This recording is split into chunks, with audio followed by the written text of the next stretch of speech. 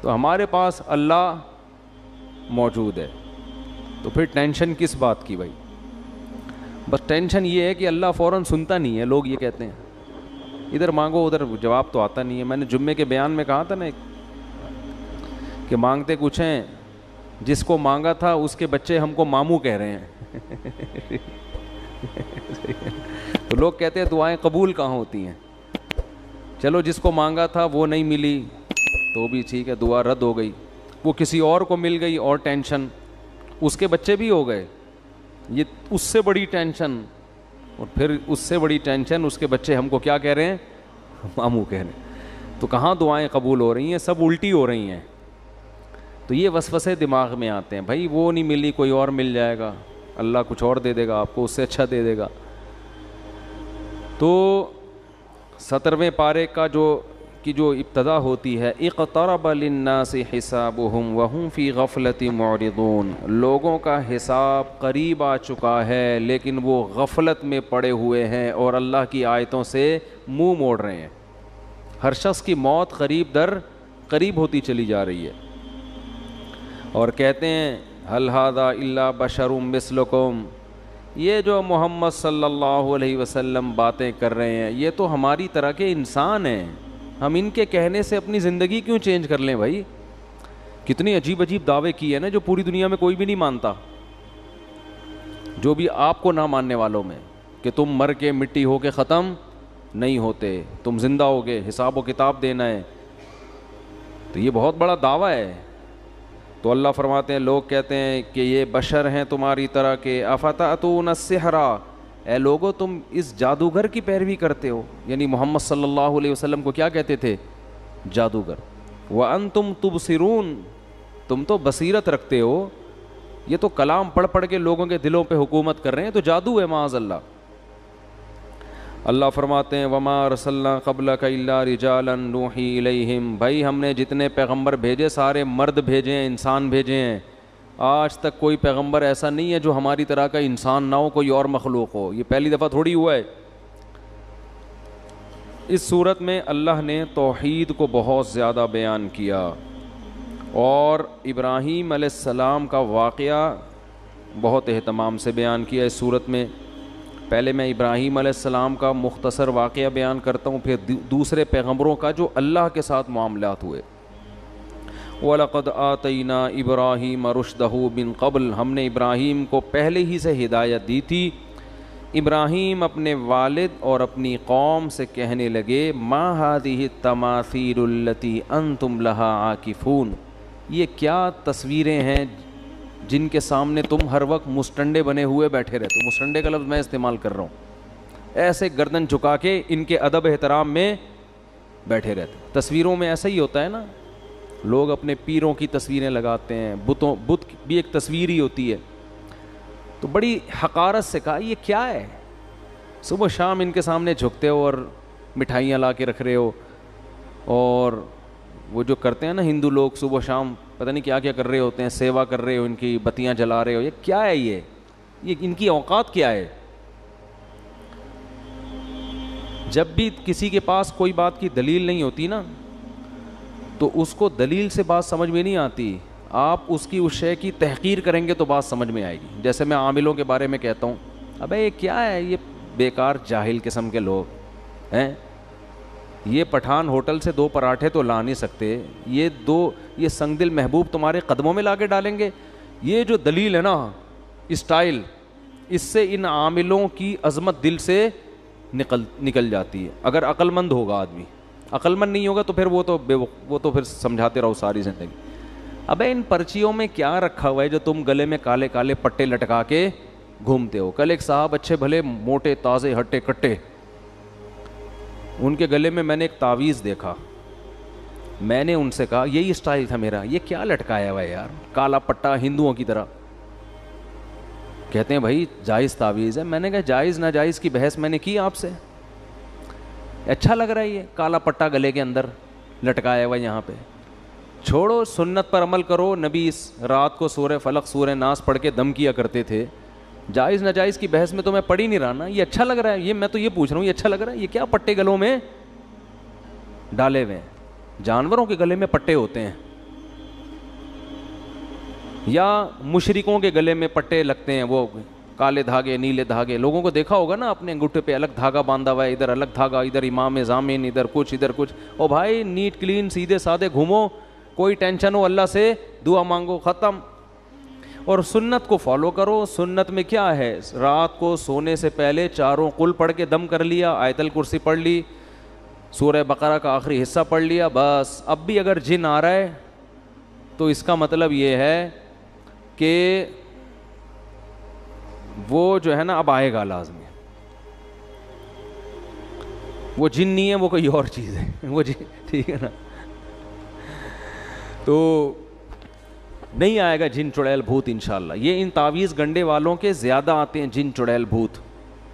تو میرا بھی یہی اسٹائل ہوتا ہے، کیا گلے میں جاہلوں کی طرح پٹے ڈال کے. وہ کہتا ہے کیا ناجائز ہے؟ وہ بھائی ناجائز کا فتویٰ میں نہیں دے رہا، لیکن یہ اچھا لگ رہا ہے آپ کے گلے میں تو چھوڑو، اس کو اٹھا کے پھینکو. ہمارے گلے میں دیکھا کبھی کوئی پٹا؟ اللہ کا شکر ہے ہمارے بچوں کے گلے میں کوئی پٹا نہیں ہے، کچھ بھی نہیں.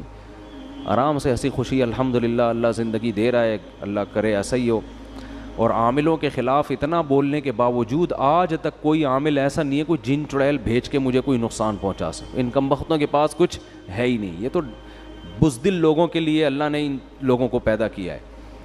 تو اس لیے یہ پٹے مٹے کالے نیلے پیلے فلیتے پلیتے دھاگے یہ چھوڑ دو، یہ سب چیزیں ہیں، ٹھیک ہے. کچھ نہیں رکھا ان چیزوں میں، اللہ پہ اعتماد اور توکل کرو. اچھا بھائی، تو ابراہیم علیہ السلام نے فرمایا ما ہذہ التماثیل، یہ کیا تصویریں ہیں بھائی تمہارے ہاتھوں کی بنائی ہوئی؟ تو قوم جواب میں کہنے لگی کہ وجدنا آباءنا لہا عابدین، بھائی ہماری پرمپرا ہے یہ. آپ ہندوؤں سے کہیں نا ان بتوں کی کیوں عبادت کرتے ہو؟ تو وہ جواب میں کہتے ہیں بھائی یہ جب ہم ہندو گھر میں پیدا ہوئے ہیں تو ہمارا خاندان اور ہمارا مذہب ہمیں گاڈ کی طرف سے کیا ملا ہے؟ یہی ملا ہے، تو اللہ ہم سے اسی پہ خوش ہے. یہ دلیل درست نہیں ہے. ایک عیسائی سے میں نے پوچھا یار تم کیوں اس مذہب کو فالو کرتے ہو؟ اس نے کہا کہ اگر اللہ کو مجھے مسلمان بنانا تھا تو اللہ مجھے مسلم گھر میں پیدا کر دیتا.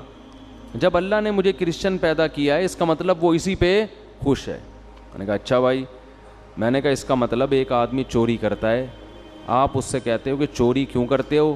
وہ کہتے ہیں میرا خاندان ہی چور ہے. میں کس گھرانے میں پیدا ہوا؟ چوروں کے گھرانے میں. میرے ابا مسجد سے چپل چراتے ہوئے پکڑے گئے تھے، ماموں گھنٹی بجاتے ہوئے پکڑے گئے تھے، اور خالہ سٹا لگاتے ہوئے پکڑی گئی تھیں. تو ہمارا تو خاندان ہی کیا ہے. تو اللہ کو اگر مجھے نیک بنانا تھا تو مجھے ڈاکوؤں کے گھر میں پیدا نہ کرتا. تو یہ دلیل درست ہوگی؟ تو جیسے عملی خرابی ہوتی ہے اسی طرح نظریے کی بھی خرابی ہوتی ہے. تو باپ دادا کی وجہ سے نہ عملی خرابی اختیار کرنے کی اجازت اور نہ نظریاتی خرابی. ہاں باپ دادا اگر خاندانی ہوں پھر ان کو فالو کرنے کا حکم ہے. اس لیے کہ بہت سے لوگ نا یہ آیتیں ہمارے خلاف فٹ کر رہے ہوتے ہیں کہ تم اپنے باپ دادا کو مانتے ہو، ابو حنیفہ امام شافعی کو فالو کرتے ہو نبی کو چھوڑ کے. نبی کو چھوڑ کر ابو حنیفہ کو فالو کرنا ممکن ہی نہیں ہے، کیونکہ ابو حنیفہ اور نبی کا راستہ ایک ہی ہے. یہ ہے کہ قرآن و سنت کا ایک مطلب آپ نے سمجھا اور ایک مطلب ابو حنیفہ نے. ابو حنیفہ کی سمجھ پہ پوری امت گواہی دیتی ہے کہ وہ مجتہد تھے، آپ کی سمجھ پہ 4 آدمیوں کے علاوہ کوئی بھی نہیں مانتا. تو ایسے مجتہد کو فالو کرنا یہ قرآن و سنت ہی کو فالو کرنا ہے. ہاں مجتہد کی کوئی بات قرآن و حدیث کے خلاف ثابت ہو جائے اس میں مجتہد کو فالو کرنا جائز نہیں ہے، لیکن یہ ثابت ہر نتھو پتھو کا کام نہیں ہے. آپ اپنی عقل کی کمی کی وجہ سے یہ سمجھ رہے ہوتے ہو کہ ابو حنیفہ کا قول حدیث کے خلاف ہے. اصل میں آپ کی سوچ اور آپ کا علم کیا ہوتا ہے؟ ناقص ہوتا ہے. تو آپ اس کو تھوپ رہے ہوتے ہو پوری دنیا پر. خیر، تو ابراہیم علیہ السلام نے فرمایا کیا یہ ما ہذہ التماثیل، یہ کیا ہے؟ یہ نا توہین کے وقت ایسا کہا جاتا ہے. تو انہوں نے کہا ہم نے اپنے باپ دادا کو اسی پہ پایا ہے. تو ابراہیم علیہ السلام نے فرمایا لقد کنتم انتم، بے شک تم بھی، و آباؤکم تمہارے ابے دادے بھی، فی ضلال مبین کھلی ہوئی گمراہی میں پڑے ہوئے تھے. اب پوری قوم ایک طرف، اکیلے ابراہیم ایک طرف. قالوا وجئتنا بالحق ام انت من اللاعبین، انہوں نے کبھی اتنے اسٹریٹ فارورڈ اپنے بتوں کے خلاف سنا نہیں تھا، فرسٹ ٹائم وہ یہ سن رہے تھے کیونکہ جس ماحول میں ابراہیم علیہ السلام پیدا ہوئے نا، وہاں تو سارے بتوں کی عبادت کرنے والے، ہمیشہ بتوں کا نام احترام سے لینے والے، بھگوان پہ چڑھاوے چڑھانے والے. فرسٹ ٹائم انہوں نے اتنا کانفیڈنس کے ساتھ یہ بات سنی تھی کہ تم بھی اور تمہارے باپ دادے بھی کیا ہیں وہی غلط. تو وہ جواب میں کہتے ہیں اجئتنا بالحق ام انت من اللاعبین، اے ابراہیم آپ مذاق تو نہیں کر رہے ہمارے ساتھ؟ بعض دفعہ انسان مذاق میں ایسا بولو نا کہہ دیتا. ان کو اندازہ نہیں تھا کہ کوئی سیریسلی بھی ایسا کوئی بات کر سکتا ہے. اس سے پتہ چلتا ہے ماحول کیسا انسان کو تباہ کرتا ہے. سب ایک ہی گیت گانے لگتے ہیں بیٹھ کے. کیا آپ مذاق کر رہے ہیں؟ یہ حق پر ہیں. ابراہیم نے فرمایا نا میں مذاق نہیں کر رہا. ربکم رب السماوات والارض، تمہارا رب یہ نہیں ہے، وہ ہے جس نے آسمانوں اور زمین کو بنایا. وَأَنَا عَلَىٰ ذَلِكُم مِّنَ الشَّاهِدِينَ، اور میں اس پر گواہ ہوں، میں گواہی دیتا ہوں کہ یہ خدا نہیں ہے. خدا کون ہے؟ جس نے آسمانوں اور زمینوں کو بنایا. اور پھر کہنے لگے وَتَاللَّهِ لَأَكِيدَنَّ أَصْنَامَكُمْ. ایک تدبیر سوچی انہوں نے، یہ دل میں کہا انہوں نے کہ یہ لوگ، وہ تو کئی سال سمجھاتے رہے نا، قرآن تو مختصر واقعہ بیان کرتا ہے، سمجھاتے رہے، ان کے سمجھ میں نہیں آیا. تو حضرت ابراہیم کے دل میں آیا کہ ایک ورک شاپ کرواتا ہوں میں ان کو. ٹھیک ہے نا، کیا کرواتا ہوں؟ ایک پراپر ورک شاپ، ایک پریکٹیکل کر کے میں ان کو دکھاتا ہوں. تو ابراہیم علیہ السلام نے کیا کیا، انہوں نے سوچا کہ جس دن یہ لوگ تہوار منانے جائیں گے، ان کا کوئی تہوار آتا تھا اس میں سب اکٹھے ہوتے تھے. یہ بھی عجیب بات ہے، ہر قوم تہواروں میں اکٹھی ہوتی ہے اور مسلمان عید کے دن ہر ایک اپنی اپنی مسجد میں اخپل طریقے سے نماز پڑھا رہا ہے. حالانکہ ہمیں تو زیادہ بڑا اجتماع کرنا چاہیے نا. یہ بھی ایک عجیب سا کام ہو رہا ہے مارکیٹ میں. تو انہوں نے کہا کہ میں دل میں کہا تاللہ لأکیدن اصنامکم، میں تمہارے بتوں کی گت بناؤں گا. انہوں نے کہا جب جو ہے نا پریکٹیکل کر کے دکھاؤں گا پھر شاید ان کو عقل آ جائے. تو وہ قوم کہیں تہوار میں جانے لگی. حضرت ابراہیم سے کہا آپ بھی چلیں. انہوں نے فرمایا انی سقیم، میری طبیعت ٹھیک نہیں ہے. تو یہ جو کہا نا طبیعت ٹھیک نہیں ہے، تو یہ بظاہر تو جھوٹ ہے لیکن حقیقت میں جھوٹ نہیں تھا. ان کی نیت یہ تھی کہ ان بتوں کو دیکھ دیکھ کے میری طبیعت خراب ہو رہی. اس کو توریہ کہتے ہیں کہ آپ ایک لفظ بولتے ہیں اس کا مطلب آپ کچھ اور لیتے ہیں اور سامنے والا کچھ اور، یعنی ذو معنی لفظ استعمال کرنا. تو حضرت ابراہیم نے ذو معنی لفظ استعمال کیا، میری طبیعت خراب ہے. انہوں نے کہا چلو ٹھیک ہے آپ آرام کریں، ہم چلے جاتے ہیں. تو پھر کیا کیا، فَجَعَلَهُمْ جُذَاذًا إِلَّا كَبِيرًا لَهُمْ، سب کو ٹنڈا اور لنجا کر دیا. انہوں نے گئے نا ان کے جو بھی ان کا بت خانہ ہوگا اس کے اندر بہت سارے بت تمیز سے رکھے ہوئے تھے. یہ روزی دینے والا، یہ اولاد دینے والا، یہ شادی کرانے والا، یہ کوئی شادی کر کے پھنس گیا تو اس کو اس مصیبت سے نکالنے والا. مختلف قسم کے بتوں کی ورائٹیز تھیں. ابراہیم علیہ السلام نے جا کے، بڑی ہمت کی بات ہے، پوری قوم میں اکیلے یہ کام کر رہے ہیں، تو کسی کے کان کاٹ دیا، کسی کے ہاتھ کاٹ دیا، کوئی لنگڑا کنا بنا دیا کسی کو. تو یہ سارا کام کرنے کے بعد جب وہ لوگ واپس، اچھا بہت ابراہیم علیہ السلام نے ذہانت یہ کی کہ جو ان میں سب سے بڑا مستنڈا تھا نا اس کے گلے میں کوڑھالا لٹکا دیا. اس کو کچھ نہیں کیا اس کے گلے میں کیا کر دیا، کلہاڑا لٹکا دیا. تو جب وہ واپس لوٹے تو وہ اپنے بتوں کا حال دیکھ کے حیران ہو گئے. بھئی یہ ہمارے بت کو، ہمارے بھگوانوں کو، خداؤں کو ہو کیا گیا ہے.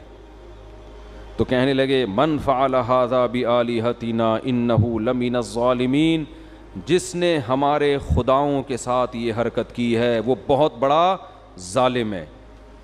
اب کس نے کی ہے؟ قالوا سمعنا فتى یذکرہم، لوگوں نے کہا ایک نوجوان ہے جو اکثر ان کا تذکرہ، برا تذکرہ کرتا رہتا ہے. ایک دن کہہ رہا تھا یہ کیا تم لوگوں نے رکھے ہوئے ہیں عبادت کے لیے. یقال لہ ابراہیم، اس کا نام کیا ہے؟ ابراہیم.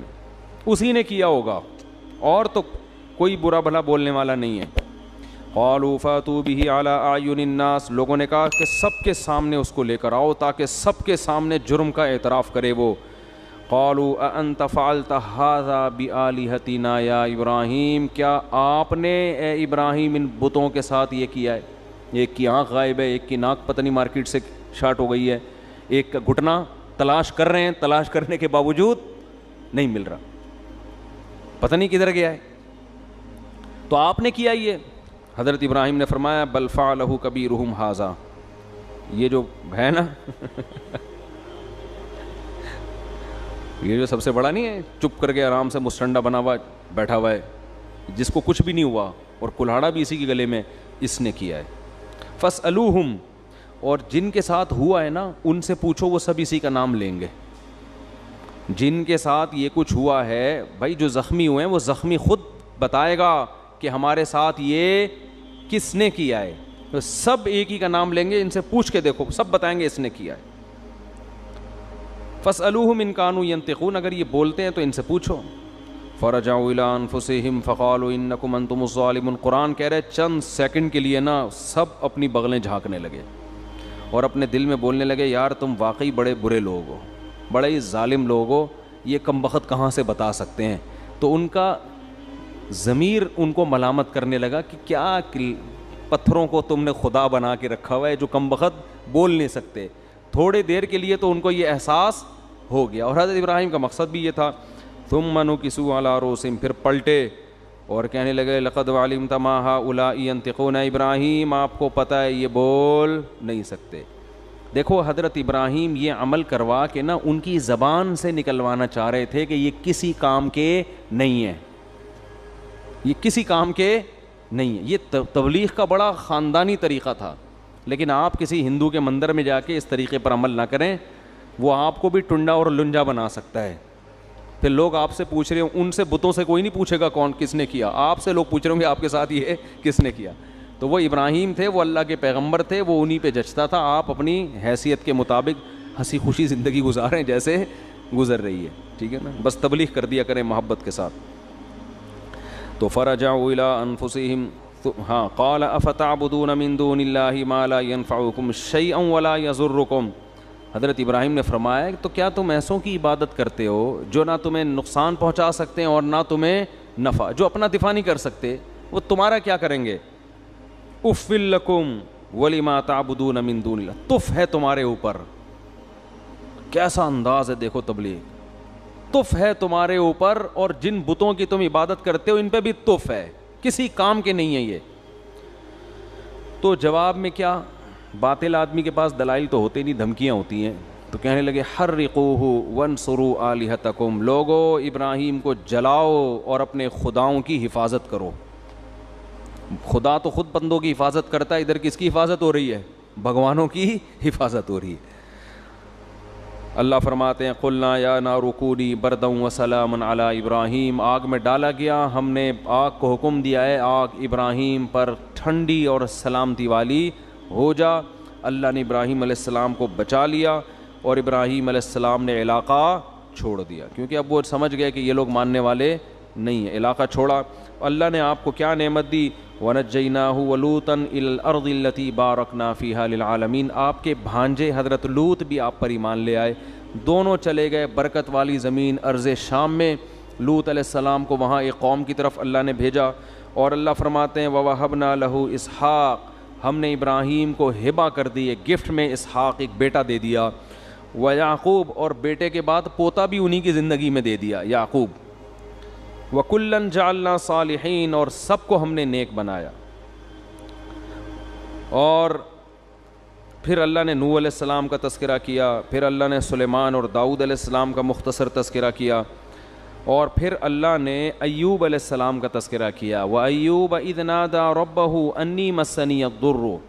حضرت ایوب علیہ السلام بہت طویل عرصے بیمار رہے ہیں, بہت شدید تکلیف میں. اللہ فرماتے ہیں گڑ گڑا کے اللہ سے دعائیں مانگی, اے اللہ مجھے مصیبت پہنچی ہے, انت ارحم الراحمین, تو سب سے زیادہ رحم کرنے والا. دیکھو اللہ کا ہر ایک کے ساتھ معاملہ دوسروں سے مختلف. اگر یہ بیماریاں, ٹینشنیں, پریشانیاں اللہ کے عذاب ہوتے تو پیغمبروں کو ملتے ہی. حضرت ایوب کی تو زندگی کا بہت بڑا حصہ کس میں گزر گیا, بیماری میں, اور اسی بیماری میں آپ کے بچے بھی آپ سے, بچوں کی بھی موت ہو گئی. تو اللہ فرماتے ہیں آتیناہ اہلہ، ہم نے ایوب کو جب شفا دی تو ان کے گھر والے بھی ان کو دے دیے اور اس جیسا اور بھی ہم نے ان کا خاندان بڑھا دیا۔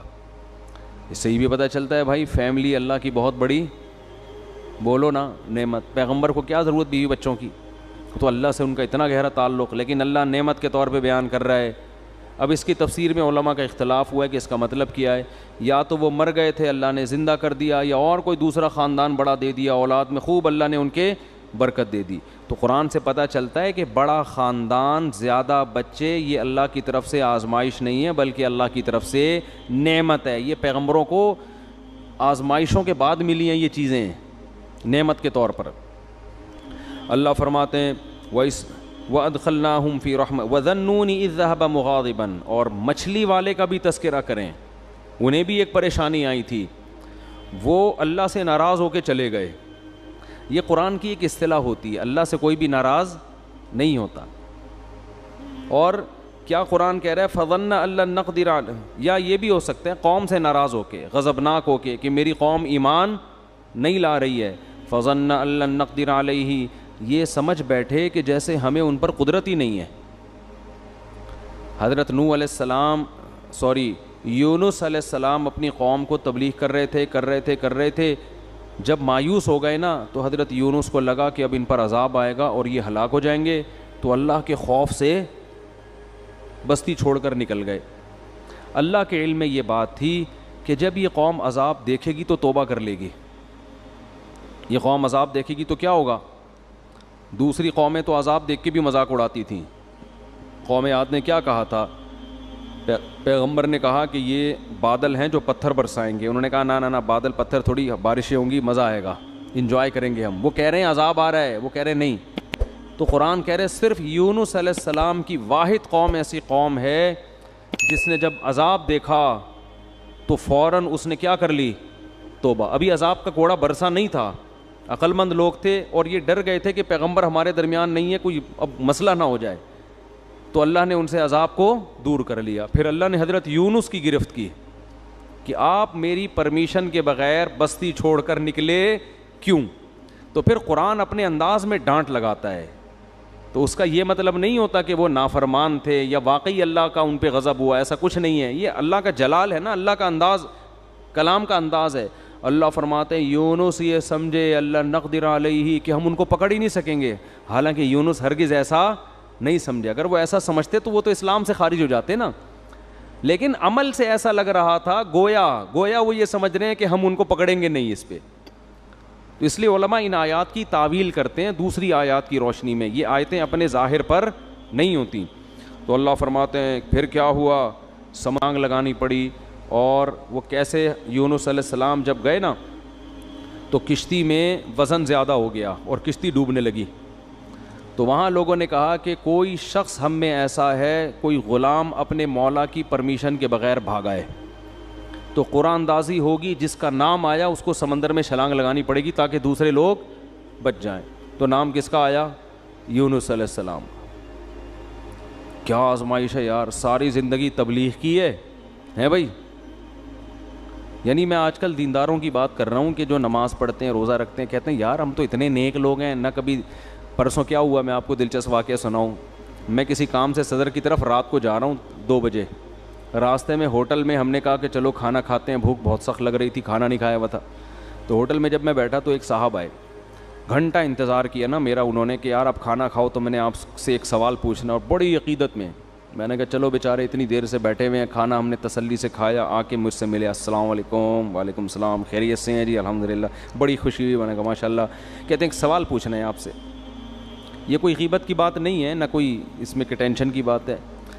مجھے کہنے لگے کہ میں ساری زندگی ایمانداری سے میں نے ملازمت کی ہے، کبھی کسی کا 1 روپیہ نہیں دبایا، لیکن میرے پاس اتنی غربت ہے کہ میرے پاس گھر جانے کا کرایہ بھی نہیں ہے۔ تو یہ ایماندار لوگوں کے ساتھ ایسا کیوں ہوتا ہے؟ اور مجھے اس سوال کا صحیح جواب چاہیے۔ میں نے کہا بھائی بعض دفعہ ہوتا ہے، اللہ کی طرف سے آزمائش ہوتی ہے، عموماً تو ایسا نہیں ہوتا، ایماندار لوگوں کے مال میں اللہ برکت دیتا ہے، لیکن کبھی کبھار اللہ کی طرف سے آزمائش بھی آتی ہے اور بے ایمان لوگ ترقی بھی کر جاتے ہیں۔ پھر میں نے مثال دی سابق صدر کی، میں نے کہا ایمانداری کا عالمی ریکارڈ قائم کیا ہے، مگر آپ دیکھو پیسہ ہے کہ آیا ہی چلا جا رہا ہے. آئے پوری اسٹیل میں ایک چمچ اسٹیل کا کھا سکتے ہیں آپ؟ ہیں بھائی، ایک چمچ ہم اسٹیل کا چبا نہیں سکتے، اور بعض لوگ پوری پوری اسٹیل ملیں کھا گئے ہیں. تو میں نے کہا دیکھو یہ تو اللہ کی طرف سے. مجھے کہتے ہیں جواب درست نہیں ہے، کہتے ہیں آپ کے جواب سے میں بالکل بھی مطمئن نہیں ہوا. پھر میں نے یہ بات ان کو سمجھائی، کہہ رہے ہیں آپ کے جواب سے میں بالکل مطمئن نہیں ہوا، السلام علیکم، آپ جا سکتے ہیں. میں نے کہا بھائی میرے پاس تو یہی جواب تھا، وعلیکم السلام، اپنا خیال رکھیے گا. خیر انہوں نے مجھ سے معذرت بھی کی کہ اگر آپ کو تکلیف ہوئی تو معذرت چاہتا ہوں. تو یہ ہمارے ہاں بہت سے دینداروں میں ہے کہ ہم نماز بھی پڑھ رہے ہیں، ہم تو ایمانداری سے نہ کسی کا دل دکھاتے ہیں، نہ یوں کرتے ہیں نہ یوں کرتے ہیں، پھر بھی آزمائشیں آ رہی ہیں. تو بھائی یونس علیہ السلام کو دیکھو، ساری زندگی تبلیغ کی ہے اور نکلے بھی اللہ کے خوف سے. یعنی اس لیے نہیں کہ تبلیغ چھوڑ کے معاذ اللہ بھاگ رہے ہوں، بھائی اللہ کا عذاب نہ آ جائے. تو اللہ کا عذاب تو ایسی چیز ہے کہ اس سے تو بھاگنا ہی چاہیے، لیکن نتیجہ کیا نکل رہا ہے؟ نام کس کا آ رہا ہے قرآن اندازی میں؟ حضرت یونس کو تو سوچنا چاہیے تھا کہ اللہ جب میں تیری ساری زندگی میں نے تبلیغ کی ہے اور اب عذاب آ رہا ہے تو میں بھاگ رہا ہوں، تو کنوینس کا انتظام کس کے ذمہ ہے بھائی؟ اے اللہ کم از کم بائی روڈ کا انتظام کر دے، یا بائی ایئر کا انتظام کر دے، یا شپ کا کوئی انتظام کر دے. یہ انتظام تو تیرے ذمہ. اپنے کرایہ خرچ کر کے میں کشتی میں بیٹھ رہا ہوں اور وہ کشتی کیا ہو رہی ہے؟ ڈاماڈول ہو رہی ہے. تو اس وقت ان کو خیال آیا ہوگا کہ کشتی میں ڈوبنے کا خطرہ ہے، کوئی بات نہیں، دوسرا کوئی بندہ یہاں سے اترے گا، ہم تو بچیں گے کیونکہ ہم تو اللہ کے پیغمبر اور بہت نیک. عجیب بات، کسی کا نام نہیں آ رہا. نام بھی کس کا آیا ہے؟ یونس. تو اب جب نام آیا تو بھی اللہ سے شکایت نہیں کہ یہ کیا ہو رہا ہے میرے ساتھ. کنوینس کا اللہ نے کوئی انتظام بھی نہیں کیا پراپر ہے بھائی، اور ایسی کشتی میں بٹھوا دیا جو اب کیا کر رہی ہے؟ ڈوب رہی ہے. اور اللہ نے تو مجھ سے بڑے بڑے وعدے کیے تھے. اور اب اتنے درجنوں لوگوں میں نام کس کا آ رہا ہے؟ میرا. کچھ بھی نہیں ہے. چلو سمندر میں چھلانگ لگائیں گے، کوئی پھٹا وٹا مل جاتا ہے، کہیں تیر کے آدمی چلا جاتا ہے، کچھ نہ کچھ دیر تو زندہ رہتا ہے نا. ادھر سمندر میں چھلانگ لگائی اور مچھلی منہ کھول کے کھڑی ہوئی ہے، لے بھائی مچھلی کے پیٹ میں. لیکن ایک حرف شکایت کا نہیں آ رہا. قرآن ہمیں یہ سب کیوں بتاتا ہے؟ اللہ سے اچھا گمان رکھو، ہر غلطی اپنے کھاتے میں ڈالو. ہر غلطی نہیں بھی ہو تو بولو میں غلط ہوں. ہر غلطی کس کے کھاتے میں؟ بھائی میں ہی غلط ہوں. مجھے یاد ایک دفعہ ہم جب چھوٹے بچے تھے نا، اس وقت تبلیغ والوں میں بڑا جوش ہوتا تھا، اب بھی ہے لیکن وہ والا جوش رہا نہیں ہے. وہ بڑا جوش ہوتا تھا بھائی. وہ جب 3 دن کی جماعت آتی تھی نا، پورے محلے کو ہلا کے جاتی تھی. وہ ہر ایک کو لے کے، کوئی گٹر کے ڈھکن پہ بیٹھے ہوئے اس کو سمجھا رہے ہیں، ادھر لے آ کے چائے پلا رہے ہیں. بڑا اب بھی ہے لیکن ظاہر ہے جو چیز شروع میں ہوتی ہے اس میں جوش زیادہ ہوتا ہے. تو وہ بہت محنت تھی. تو کیا کہہ رہا تھا میں؟ نہیں مچھلی کی بات. ہاں تو مجھے یاد ہے ان میں ایک ساتھی تھے، انہوں نے جماعت میں بہت وقت لگایا ہوا تھا، سال لگے ہوئے تھے ان کے، اندرون ملک بیرون ملک، بڑے محنتی اور بڑے متحرک. تو ایک دن وہ بس میں میرے ساتھ بیٹھ گئے، ہم سفر کرنے لگے. تو میں نے ان سے بات کی، میں نے کہا اللہ نے آپ سے بڑا کام لیا ہے، بہت کام لیا ہے، بہت لوگوں کو اللہ نے آپ کے ذریعے ہدایت دی. تو مجھے کہتے ہیں بھائی میں تو کام بگاڑنے والے لوگوں میں سے ہوں. تبلیغ میں کچھ لوگ ایسے لگے ہوئے ہیں جو کام کیا کر رہے ہیں؟ بگاڑ رہے ہیں. تو میں بھی انہی نالائقوں میں سے ہوں. مجھے ان کا یہ اسٹائل بڑا پسند آیا. میں نے کہا اتنا کام کر رہا ہے یہ بندہ، لیکن اگر ذرا سی کسی نے تعریف کر دی تو کیا کہہ رہے بھائی تبلیغ میں کچھ لوگ ایسے ہیں جو بیڑا غرق کر رہے ہیں تبلیغ کا. انہی بیڑا غرق کرنے والوں میں سے ایک میں بھی ہوں. اب کوئی بیوقوف ہوتا تو کہتے پھر نکل جاؤ تبلیغ سے، ٹھیک ہے نا. تو یہ تواضع ہے کہ بھئی ہم کیا کر رہے ہیں، ہم تو کام بگاڑنے والوں میں سے ہیں. تو اللہ کو یہی پسند ہے، دعوے اور بڑی بڑی باتیں نہیں کرنی چاہیے. تو یونس علیہ السلام کو جب مچھلی کے پیٹ میں گئے ہیں تو قرآن کہہ رہا ہے احساس ہو گیا یونس کو کہ غلطی کس کی ہے بھائی میری. کچھ غلطی ہوئی ہے، ورنہ اللہ غلط نہیں کر سکتا کسی کے ساتھ. فنادا فی الظلمات، قرآن کہہ رہا ہے اندھیروں میں پکارا. ایک تو مچھلی کے پیٹ کا اندھیرا، ایک سمندر کی تہہ کا اندھیرا، اور ایک رات کا اندھیرا. یہ رات کو واقعہ ہوا ہے، کتنا خوف ہوگا. ابھی آپ کو سمجھ میں نہیں آ رہا، کبھی سمندر میں رات کو سفر کریں، پھر آپ کے اچھوں کو بھی سمجھ میں آئے گا کیا حالت ہوتی. فی الظلمات اللہ الہ الا انت، کہ اللہ تیرے سوا کوئی عبادت کے لائق نہیں. سبحانک، تو ہر عیب سے پاک ہے، تو ظلم نہیں کرتا. انی کنت من الظالمین، میں ہی ظالم ہوں. غلطی کس کی ہے؟ میری. قرآن کہہ رہے ہم نے مچھلی کو حکم دیا اگل دے بھائی کنارے پہ لے جا کے اس کو. بس یہی دکھانا تھا ہم نے. اور پھر اللہ نے کیا کیا، جب مچھلی نے کنارے پہ اگلائے تو سمندر کے کنارے پہ تو کچھ بھی نہیں ہوتا، وہاں اللہ نے اپنی قدرت سے فوراً درخت پیدا کر دیا، چھاؤں پیدا کر دی، اور پھر ان کو حکم دیا واپس جاؤ اپنی قوم کے پاس. ہم نے اس قوم سے عذاب کو ختم کر دیا ہے. تو یونس علیہ السلام کے ساتھ جو یہ معاملہ تھا، اس کو قرآن تو اس انداز سے بیان کر رہا ہے، لیکن جو اللہ کے کلام کے مزاج سے واقف ہے نا، ان کو پتہ ہے یہ اللہ کا انداز ہے بات کرنے کا. حقیقت میں یہ سزا نہیں تھی، بلکہ ان کے درجے کو اور زیادہ بلند کرنا، رہتی دنیا تک لوگوں کو بتانا کہ اللہ کے اپنے محبوب بندوں کے ساتھ معاملات کیا ہوتے ہیں. تو دیکھو ایک بات خوب یاد رکھو، ہم نے شریعت پہ چلنا ہے اور موت تک چلتے رہنا ہے. جو بھی ہو جائے، جیسا غلط ہو اچھا ہو، یہ ہمارا ہیڈک نہیں ہے، یہ مسئلہ اللہ کا ہے. سمجھتے ہو؟ اور آپ نے اپنے لحاظ سے شریعت کے حکم پر عمل کیا، بعد میں پتہ چلا حکم ایسے نہیں بلکہ ویسے ہے، ٹینشن لینے کی ضرورت نہیں ہے. بھائی ہم تو اسی کے مکلف ہیں. جیسے یونس علیہ السلام اس وقت یہ سمجھ رہے تھے کہ مجھے یہاں سے بھاگ جانا چاہیے، بھائی عذاب آئے گا تو میں بھی پس جاؤں گا، تو اپنے لحاظ سے بالکل ٹھیک کیا. اللہ نے سزا دی اور سمجھایا کہ بھاگنا نہیں چاہیے تھا. انہوں نے کہا اللہ میں توبہ کرتا ہوں. اب یہ نہیں کہ اسی غم کو لے کے بیٹھے رہے میں بھاگا کیوں تھا، کاش میں نہ جاتا، کاش میں یہ نہ ہوتا. نہ، یہ کاش واش کے لفظ نہیں. علماء کہتے ہیں اگر آپ سے غلطی بھی ہو جائے، جب توبہ کر لی نا، اس غلطی کو ہمیشہ سے اپنی ڈکشنری سے نکال دو. پھر یہ پاگلوں کی طرح سوچنا کاش یہ نہ کرتا، ہائے ہائے یہ نہ کرتا، یہ پاگل اور وہمی ہونے کی علامت. غلط ہو صحیح ہو، جو آپ کے سمجھ میں آ رہا تھا آپ نے اس وقت کیا. غزوہ احد میں دیکھو نا، 70 حضرات شہید ہو گئے. تو یہ نہیں کہ صحابہ بیٹھ کے بار بار یہ سوچ کاش ہم مدینہ سے باہر نہ نکلتے، کاش مدینہ کے اندر رہتے، اس نے یہ بولا تھا، انہوں نے بولا تھا مدینہ سے باہر جاؤ، انہوں نے مروایا ہے، اس نے یوں کروایا ہے، یہ کروایا. قرآن کیا کہہ رہا ہے؟ فَإِذَا عَزَمْتَ فَتَوَكَّلْ عَلَى اللَّهِ. بھائی سوچ سمجھ کے ایک رائے قائم کی، اللہ پہ چھوڑ دو بس. اور دوبارہ بھی یہی ہوگا، مشورے اسی طرح سے ہوں گے. اور اگر مگر کا لفظ استعمال نہ کرو. کتنا صاف پابندی لگا دی نا، آگے بڑھو بس. تو اس میں نقصان ہو فائدہ ہو، کیونکہ اصل آخرت ہے، آخرت میں اللہ نوازے گا آپ کو. تو یونس علیہ السلام کو دوبارہ اللہ نے بھیجا. پھر اللہ نے حضرت زکریا کا واقعہ بیان کیا. وہ بھی ایک غم میں مبتلا تھے. وہ غم کیا تھا؟ اولاد نہیں تھی، پریشان تھے. ساری زندگی دعائیں مانگتے مانگتے مانگتے گزر گئی، مگر اولاد نہیں ہوئی. بالآخر بوڑھے ہو گئے اور بالوں میں بھڑکنے والی سفیدی آ گئی. ایسی سفیدی جو بالکل بال بھڑک رہے ہوتے ہیں نا، سفیدی سے چمک رہے ہوتے ہیں، ایسی سفیدی. بیوی بانجھ بھی تھی اور اب بوڑھی بھی ہو گئی. جوان عورت اگر بانجھ نہ ہو، بوڑھی ہونے کے بعد تو ویسے ہی اولاد کا امکان ختم. اور اگر پہلے سے بانجھ بھی ہو اور پھر بوڑھی بھی ہو جائے، اب تو کوئی چانس ہی نہیں ہے. لیکن دعائیں اللہ سے مسلسل مانگ رہے ہیں. تو اللہ نے کیا فرمایا؟ اذ نادا ربہ، زکریا کو یاد کرو، انہوں نے اپنے رب کو پکارا، رب لا تذرنی فردن، اے اللہ مجھے تنہا مت چھوڑ. حالانکہ آپ کے تو ہزاروں شاگرد تھے، اولاد مانگ رہے ہیں اللہ سے. وانت خیر الوارثین، اے اللہ تو سب سے بہتر وارث ہے. فاستجبنا لہ، اللہ فرماتے ہم نے ان کی دعا کو قبول کیا. ووہبنا لہ یحییٰ، ہم نے گفٹ میں ان کو یحییٰ عطا کیے. پہلے ہی اللہ نے نام بھی بتا دیا. وَأَصْلَحْنَا لَهُ زَوْجًا، ان کی زوجہ کو بھی تندرست کر دیا، اولاد کے قابل بنا دیا. کیوں یہ عجیب کام کیوں کیا؟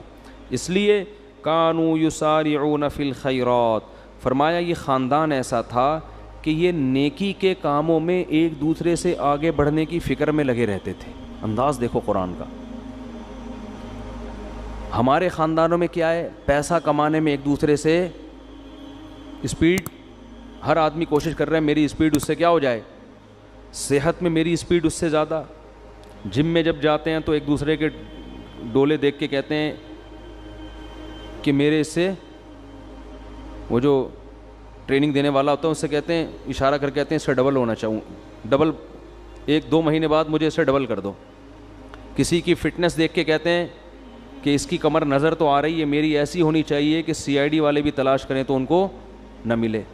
تو ہم فٹنس میں, صحت میں, دولت میں, ان میں کیا کر رہے ہیں آگے. اگر یہ اللہ کے لیے ہو تو پھر تو ٹھیک ہے, لیکن اللہ کے لیے ہے نہیں نا, مسئلہ تو عیاشی کے لیے.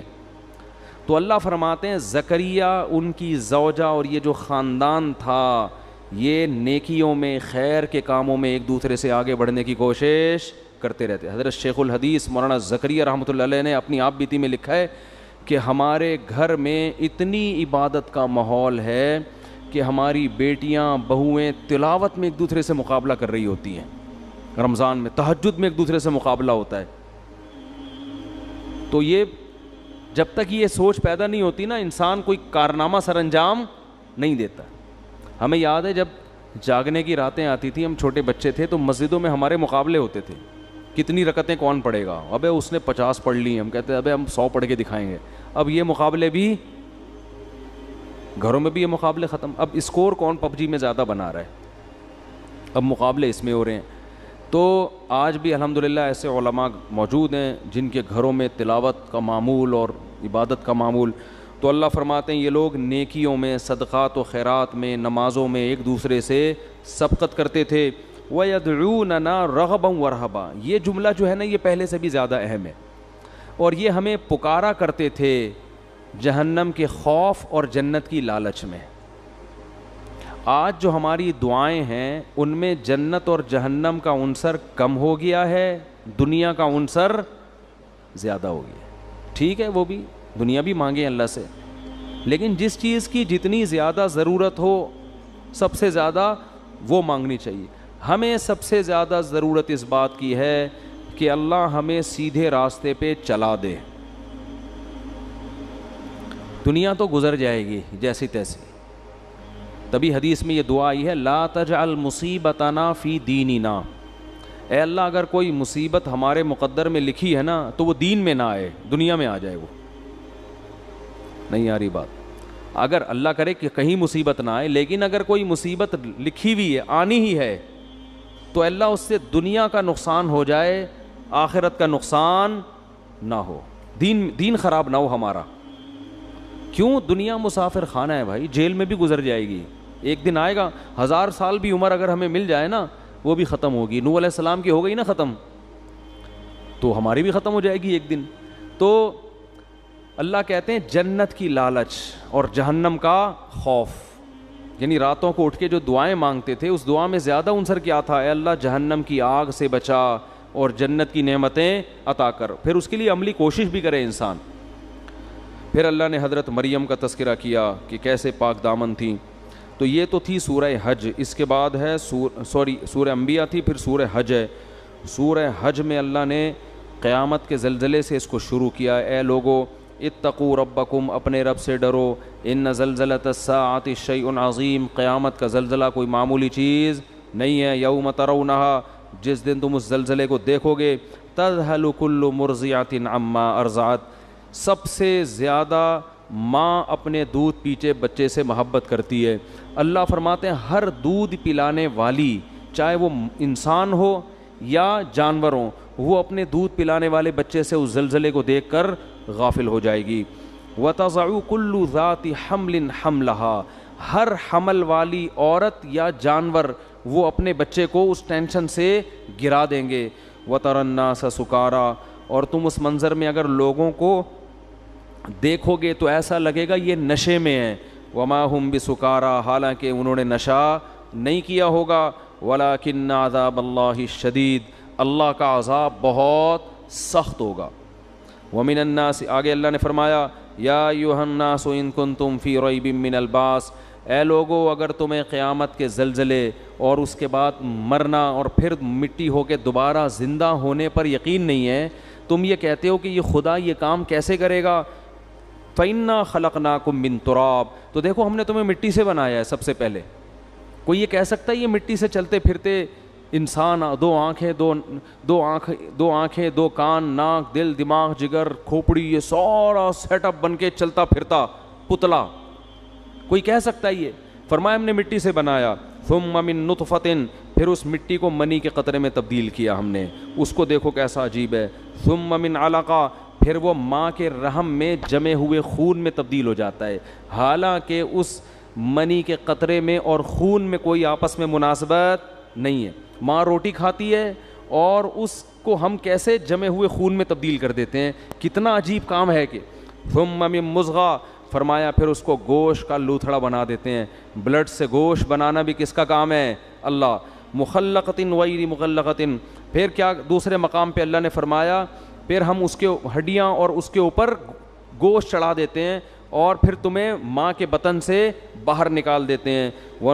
ثم نخرجکم طفلا ثم لتبلغوا اشدکم، کمزور پیدا ہوتے ہو پھر تمہیں پروان چڑھا چڑھا کے لتبلغوا اشدکم، ایک دن جوانی کی دہلیز پہ قدم رکھتے ہو، تمہارے چال میں طاقت، تمہاری آواز میں طاقت، تمہارے بازو میں طاقت، تمہارے سوچنے سمجھنے میں طاقت۔ ومنکم من یتوفی، کچھ لوگ تو جوانی میں مر جاتے ہیں، پھر اللہ کیا تصرف کرتا ہے؟ یرد الی ارذل العمر، کچھ لوگوں کو سخت بڑھاپے کی طرف ریورس کر دیتا ہے، لکی لا یعلم من بعد علم شیئا، سب کچھ جانتے بوجھتے ہوئے بھی احمق اور بے وقوف بن جاتا ہے وہ، ایسا دماغ اللہ اس کا معاف کر دیتے ہیں۔ فرمایا کہ یہ اگر تمہیں شک ہے تو خدا کی قدرت کے یہ نمونے تم اپنی آنکھوں سے صبح و شام دیکھ رہے ہو، تو وہ خدا مٹی ہونے کے بعد دوبارہ زندہ کیوں نہیں کر سکتا؟ اللہ کہتے ہیں ایک اور دلیل ہم دیتے ہیں، وَتَرَى الْأَرْضَ حَامِدَةً، زمین کو دیکھو کیسے مرجھائی ہوئی پڑی ہوئی ہوتی ہے، کھود کے دیکھو گے مٹی گوبر کے علاوہ کچھ بھی نہیں ملے گا۔ کوئی کہہ سکتا ہے اس میں پانی ڈالو تو یہ سب کچھ اگے گا؟ کچھ ہے ہی نہیں، نہ اس میں خربوزہ ہے، نہ تربوز ہے، نہ انار ہے، نہ انگور ہے، کچھ بھی نہیں نظر آئے گا اس میں تمہیں، لیکن تمہارے رب نے ایسے سافٹ ویئر اس مٹی کے اندر انسٹال کر دیے ہیں کہ فَإِذَا أَنزَلْنَا عَلَيْهَا الْمَاءَ، جیسے ہی ہم آسمان سے پانی اور برساتے ہیں، اہتزت، ایک دم زمین حرکت میں آنا شروع ہو جاتی ہے، وربت، اور اس کا سینہ پھٹنا شروع ہو جاتا ہے، وَأَنبَتَتْ مِن كُلِّ زَوْجٍ بَهِيجٍ، ہر طرح کے خوشنما درخت اور پھول بوٹے اور پھل وہ پیدا کرنا شروع کر دیتی ہے۔ اسی زمین سے کیسے پھول خوبصورت، کیسے جنگل آباد ہوتے ہیں۔ ذالک، اللہ کہتے ہیں یہ خدا اس لیے کر رہا ہے تمہیں یقین آ جائے بِأَنَّ اللَّهَ هُوَ الْحَقُّ، کہ وہ اللہ برحق ہے، وَأَنَّهُ يُحْيِي الْمَوْتَى، وہی مردوں کو دوبارہ زندہ کرے گا، تاکہ تم یہ نہ کہہ سکو یہ مردے زندہ کیسے ہوں گے۔ یہ اللہ اس لیے کر رہا ہے، بتائے گا جو یہ کر سکتا ہے، جو مٹی سے خربوزے، انار، انگور، انار پیدا کر سکتا ہے، وہ مٹی کو ریورس کر کے تمہیں دوبارہ انسان کیوں نہیں بنا سکتا۔ وَأَنَّهُ عَلَى كُلِّ شَيْءٍ قَدِيرٌ، اور تمہیں یقین آ جائے کہ اللہ ہر چیز پر قدرت رکھتا ہے۔ وَأَنَّ السَّاعَةَ آتِيَةٌ لَا رَيْبَ فِيهَا، تمہیں پتہ چل جائے کہ قیامت ایک دن آئے گی اور اس کے آنے میں کوئی شک نہیں ہے۔ وَأَنَّ اللَّهَ يَبْعَثُ مَن فِي الْقُبُورِ، اور جو قبروں کے اندر دفن ہیں، لوگ پڑے ہوئے ہیں، اللہ ان کو ایک دن اکھاڑ کے اپنے سامنے کھڑا کر دے گا۔ کیا انداز ہے قرآن مجید کا! دنیا میں سب سے بڑا احمق اور بے وقوف وہ ہے جو یہ کہتا ہے کہ ہم مٹی ہو کے ختم ہو جاتے ہیں، بھلا کون اس مٹی میں دوبارہ جان ڈالے گا؟ صبح و شام اللہ پانی برسا کے مٹیوں میں ہی تو جان ڈال رہا ہے جو ہم کھا رہے ہیں۔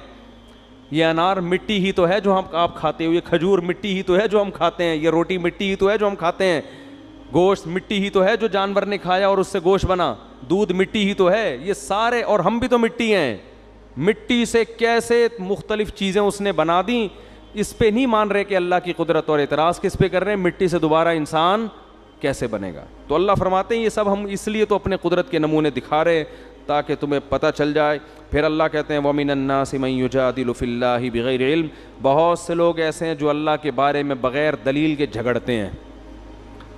کیا جھگڑنا؟ وہی اللہ کہہ رہا ہے زندہ کروں گا اور یہ کہتے ہیں نہیں ہوگا۔ فرماتے ہیں ان کا انداز کیا ہوتا ہے؟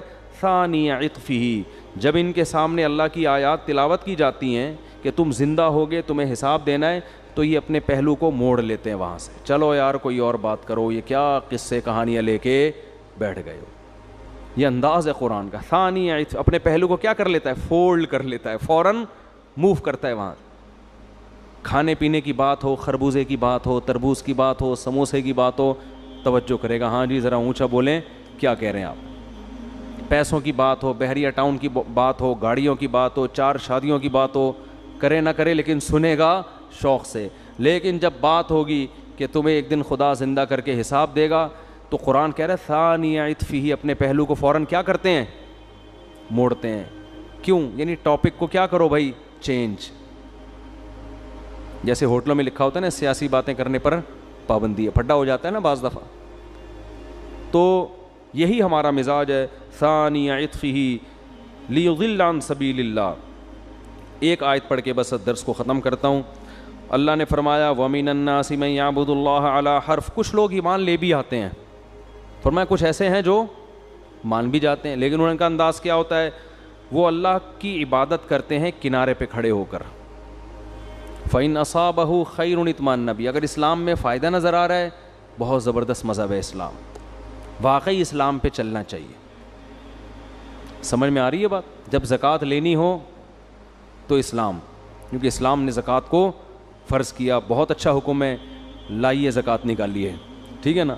جب دینے کی باری آئی، لوگ کہتے ہیں میرے پر 1 کروڑ روپے 2.5 لاکھ زکوٰۃ بن رہی ہے، 2.5 لاکھ کون دے گا؟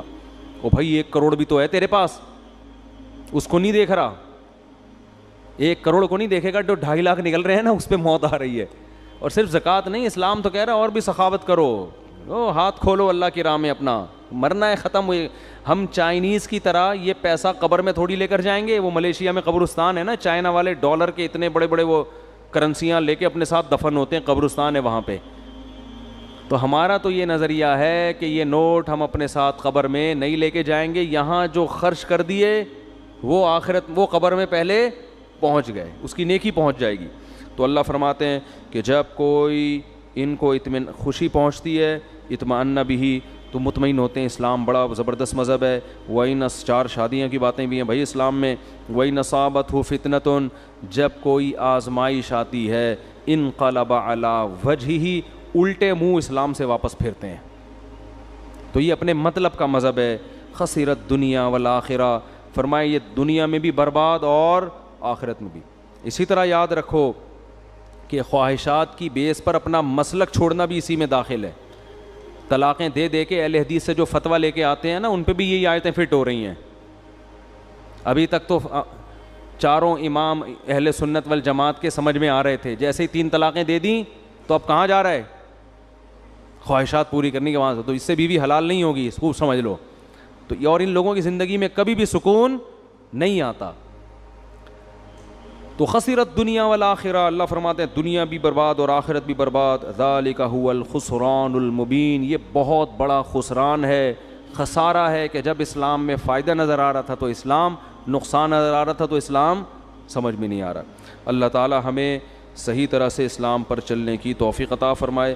یہ صورت تو بہت لمبی ہے، وقت پورا ہو گیا ہے۔ سبحانک اللہم و بحمدک، نشہد ان لا الہ الا انت، نستغفرک و نتوب الیک۔